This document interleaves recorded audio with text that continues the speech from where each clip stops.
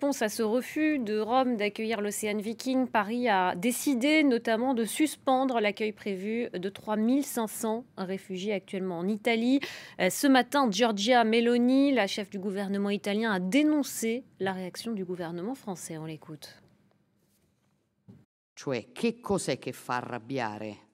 Qu'est-ce qui provoque une telle colère chez eux? Est-ce que l'Italie est obligée d'être l'unique port de débarquement pour les migrants en Méditerranée?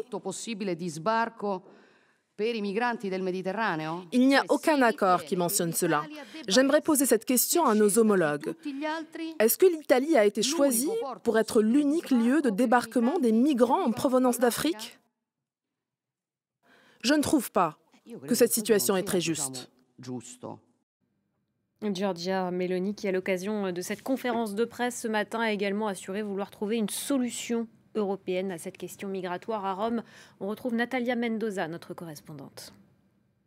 L'Italie n'a pas l'intention de changer sa politique en matière migratoire. Voilà ce qui ressort de cette conférence de presse au cours de laquelle Giorgia Meloni a condamné la décision de la France de suspendre l'accord qui prévoyait l'accueil en France de 3500 réfugiés actuellement en Italie. L'Italie, a-t-elle dit, ne peut pas être le seul pays en charge d'accueillir tous les migrants qui traversent la Méditerranée. Elle a rappelé que depuis janvier dernier, l'Italie a déjà accueilli près de 90 000 migrants, tandis que la France a accepté, selon elle, la relocalisation de seulement 38 réfugiés de l'Italie. Meloni a réclamé la mise en place d'un dispositif automatique de redistribution des migrants parmi les États membres de l'Union européenne. Elle a exhorté l'Union européenne à négocier des accords directement avec les pays du nord de l'Afrique afin de bloquer les départs des navires des trafiquants d'êtres humains avant qu'ils prennent le large et tentent cette dangereuse traversée de la Méditerranée.